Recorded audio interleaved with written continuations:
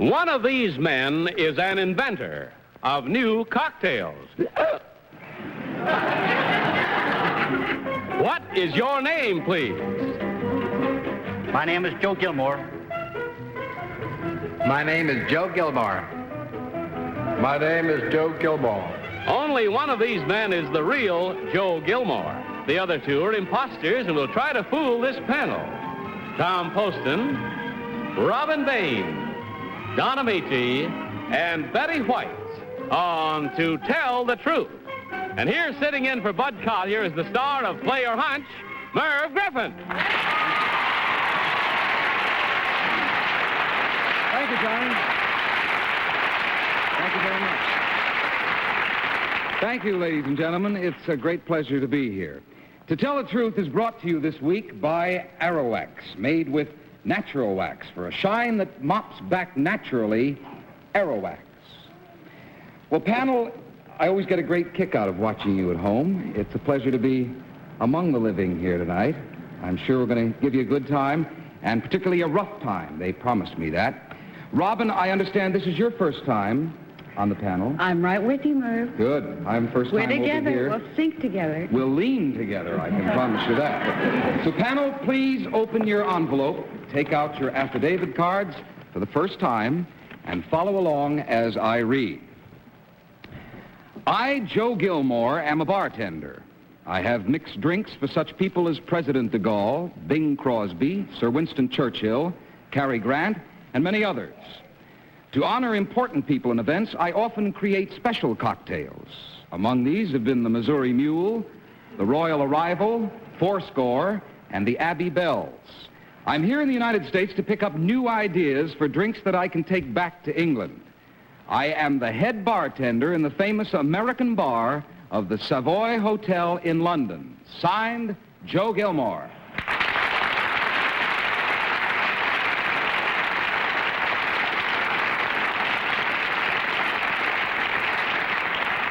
Panel, these three gentlemen all claim to be Joe Gilmore, master mixer. So let's start the questioning with, and for no particular reason, Betty White. Well, I was your friend up until then. Thanks a lot, Merv. Look, I am. Number one, what is a vermouth cassis? It's a dry vermouth and cassis. Number two, what is the cassis part? The cassis is the mixer. Number three, what is a red snapper? Red Snapper is a Cinzano with a gin. Number one, what is a red snapper? I don't know. Number two, do you know? It's a fish as far as I know. I don't think it's I can't quarrel with you there. Number three, how many stories in the Savoy Hotel in London? Well, there are two levels. There's the new building and the old building, and altogether there must be about 12. Each section is about 8 stories high. Tom Poston? Thank you, Merv. We're in this together, boy.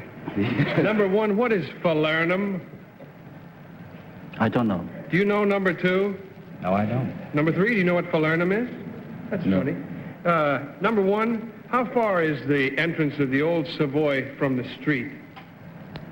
Oh, about 200 yards. Number two, do you agree with that? About the same, yes. Number one, what is the street that the Savoy entrance is on, the old Savoy? The old Savoy is on the embankment. Number two, is that correct? Yes, the old Savoy. You're probably thinking of the Strand sign. Thank you. Number three? Robin? Number one, where do you get your ideas for new drinks? They just come to me. Number two, how do you get your ideas? They're invented. Number three? Well, I'm in the American bar, and I study the tastes of Americans principally, and Germans, certain other continentals who frequent my bar, more than English people do on some occasions. Number two, what is a pink lady made out of? A pink lady is made of grenadine, and gin is the prime base. And what's the pink part? The pink part's the grenadine. Don Ameche. Number one, what is the name of the Bartenders Association in Europe? United Kingdom Bartenders Guild. The United Kingdom? Bartenders Guild. I'm talking about for all of Europe. I'm not quite sure. You wouldn't know. Number 2, would you know the chief barman at the Georges Cinq in Paris? At the George Cinq, I believe, is René Lambert. Would you know number 3? Do you agree with that? I don't remember. Number 1? Rudolph. Number 2, the back of the Savoy Hotel is on what? Back's on the what?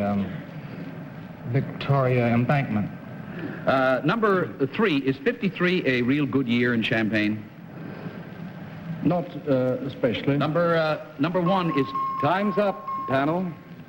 If nothing else tonight, we've discovered what you know about good booze. It's time to vote.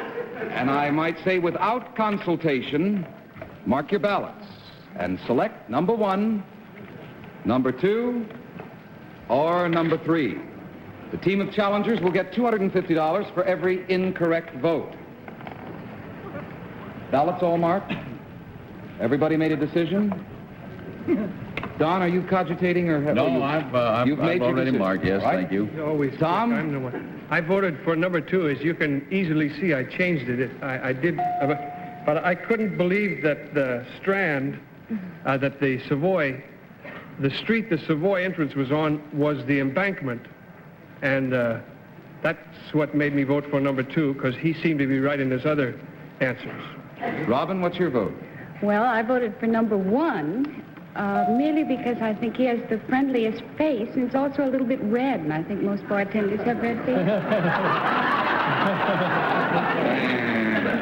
All right, Don Ameche, whom do you think is the real one? I voted for number 1 because he was the only one that knew the chief barman's name at the Georges Cinq in Paris. And Betty White, your vote? I voted for number 1. I don't have the regular thing. Somebody must be having 2 sets of them. But I voted for number 1 on the strength of his answers didn't sound like things that you'd make up. They sounded like truthful answers, but I'm taken in very easily. Well, the minds seem to be made up here. All the votes are in. And now, that moment where we find out which one of these 3 gentlemen is head bartender at the American bar of the Savoy Hotel in London. So, will the real Joe Gilmore please stand up?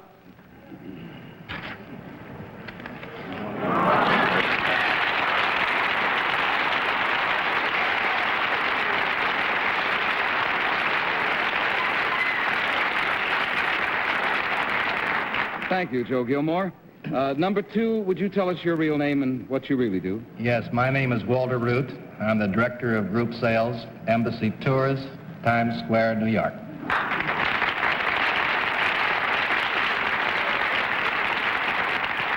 And number 3, how about you, sir? My name is Richard Yates, and I'm in charge of distribution for GSM Delta cars in America.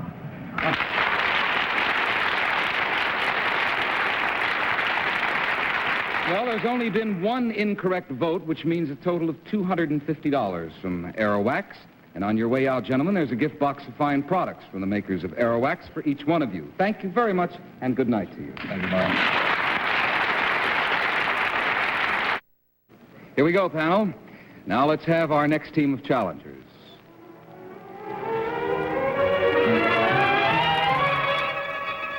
What is your name, please? My name is Nancy Hogan. My name is Nancy Hogan.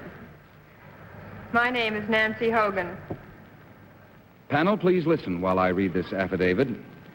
I, Nancy Hogan, work in Washington and have the rather confusing title of Administrative Assistant to a Special Assistant to the President of the United States.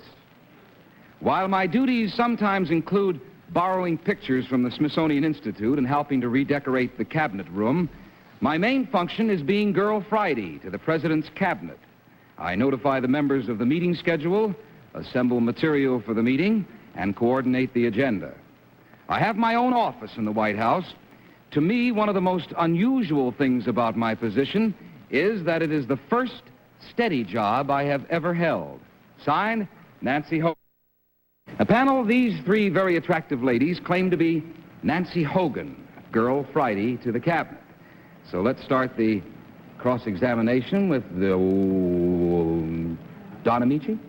Thank you very much, Merv. Number one, who sits to the right of the president in the meetings? Dean Rusk.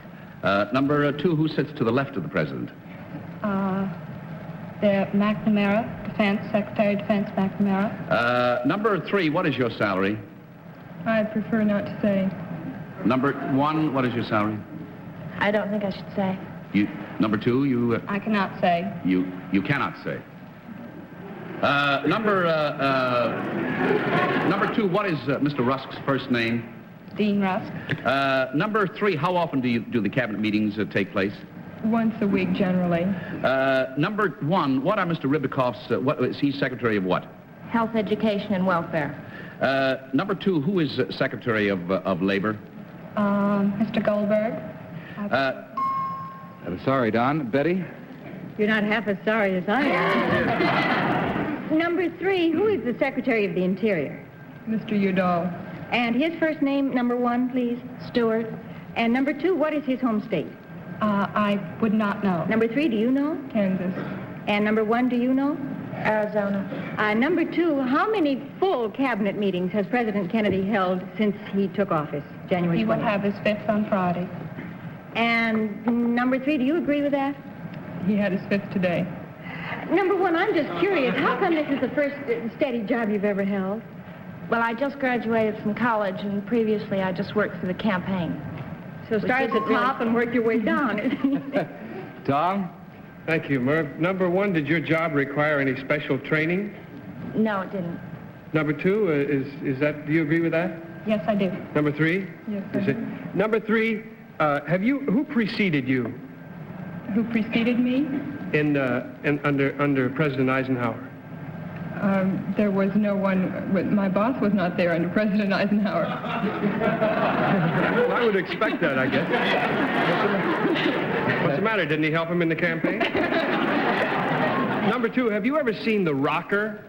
Yes, I have. Who makes that rocker? Do you know, number two? A company in South Carolina. Number one? I'm sorry, Tom. Time's up. Robin Bane? Oh, boy. What is the shape, number one, of the table in the cabinet room? Well, it's an odd shape. It's sort of oblong and hexagon. It's wide at its side and narrow And at the number end. two, how many chairs are there surrounding this table? There are 13. Number three, who is the Secretary of Defense? McNamara. And where is he from, number three? He's from Illinois. Number two, what is President Kennedy's middle name? Fitzgerald. The bells are ringing, panel. And once again, it's time to vote. No consultation, please. Mark your ballots and select number one, number two, or number three. Have you all marked? No, I haven't. I tell you. I have to wait until all ballots are marked here.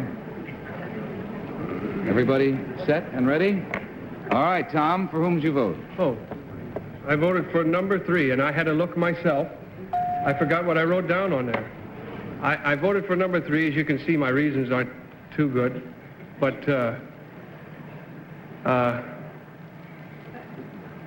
is it too late to change? That's a good a reason as any. Robin, your vote went to?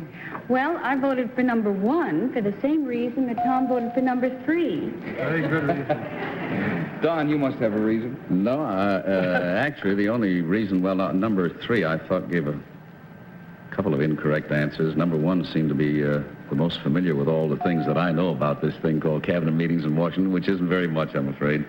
Betty White. Merv, thank you. I voted for number one on the strength of Mr. Udall's home state, which is Arizona. Huh?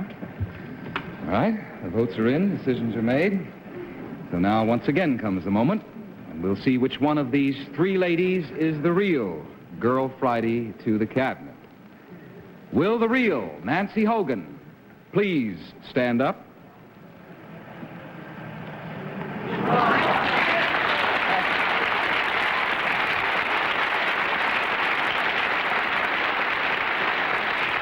Thank you, Nancy. Number two, would you tell us who you really are and what you do? I'm Frances Jackson. I'm a senior at Sarah Lawrence College in New York, Bronxville.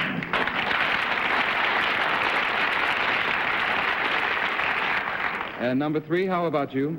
My name is Ann Via, and I'm secretary to Kyle Rote, co-captain of the New York Football Giants.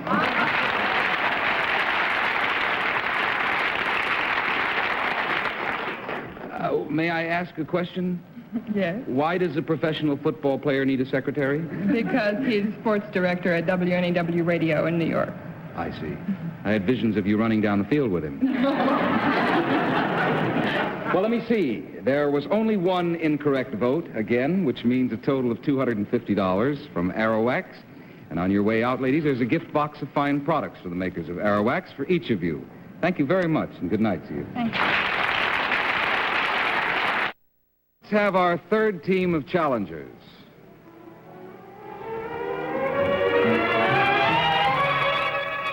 What is your name, please? My name is Dr. Arthur Maxwell. My name is Dr. Arthur Maxwell. My name is Dr. Arthur Maxwell. Panel, please listen while I read this affidavit. I, Dr. Arthur Maxwell, have recently returned from the scene of a most unusual scientific experiment. From a specially built barge off the Mexican island of Guadalupe, in water 12,000 feet deep, a group of scientists and oil well drillers bored a hole underwater into the crust of the earth. The experiment is called Project Mohole and will provide new evidence of the history of the earth and its internal composition. We have drilled deeper toward the center of the earth than man has ever probed before. Signed, Dr. Arthur Maxwell.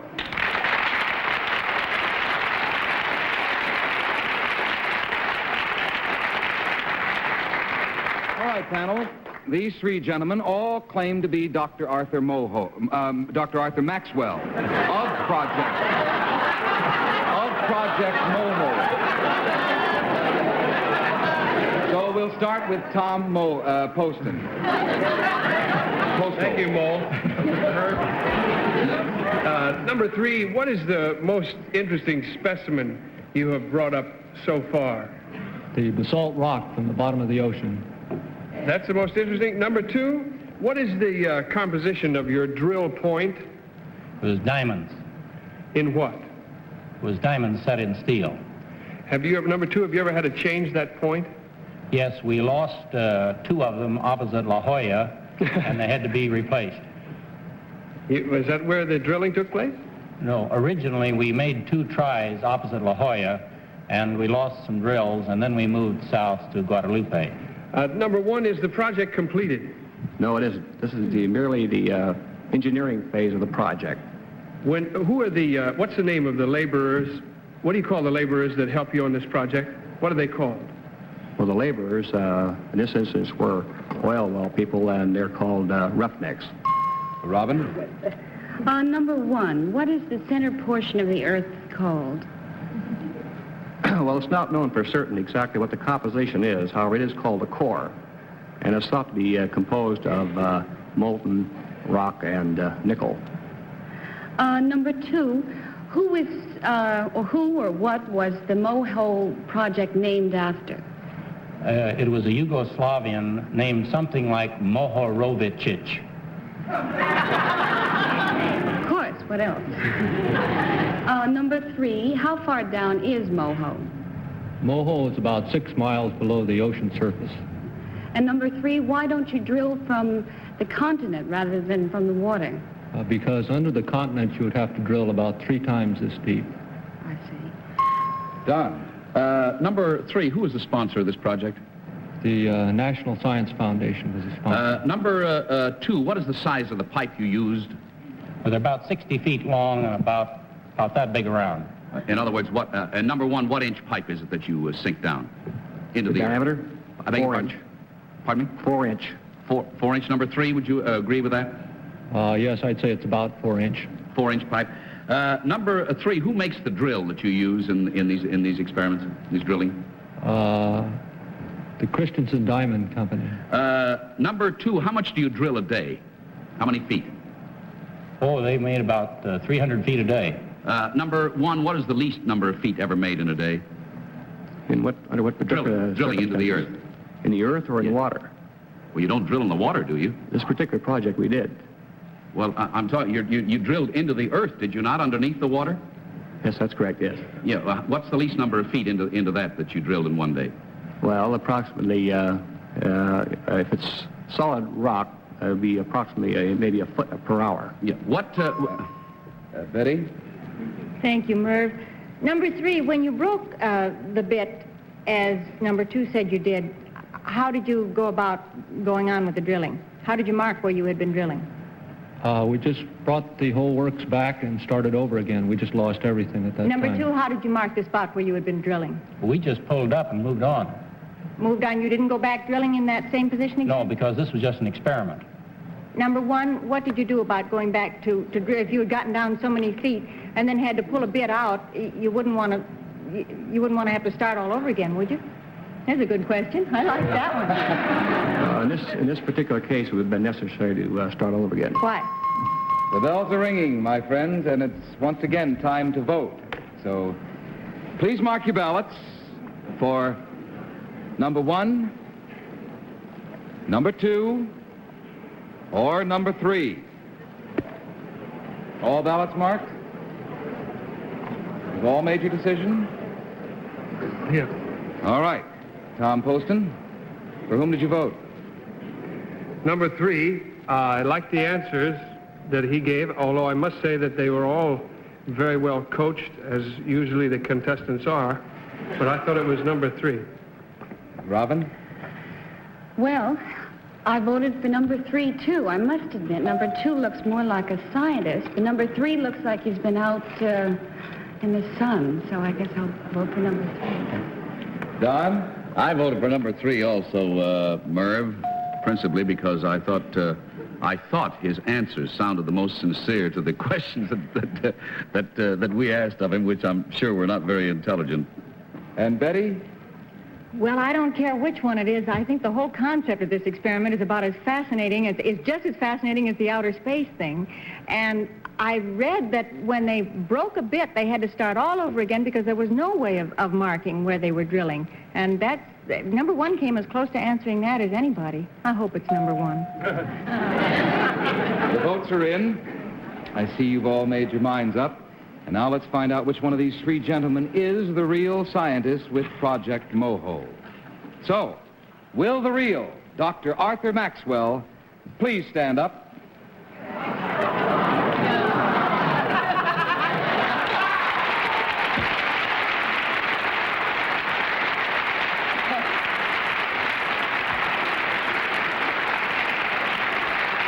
I got scared, too, for a minute there. Number 1, would you tell us who you really are and what you do, sir? My name is Donald McNeese. I am a stockbroker with Merrill Lynch, Pierce, Fenner & Smith. Number 2. I'm Dr. Lincoln Harder, Vice President, Wagner College, Staten Island. Well, once again, there's only been 1 incorrect vote, which means a total of $250 from Aerowax. And on your way out, gentlemen, a gift box for each one of you of fine products from the makers of Aerowax. Thank you very much and good evening to you.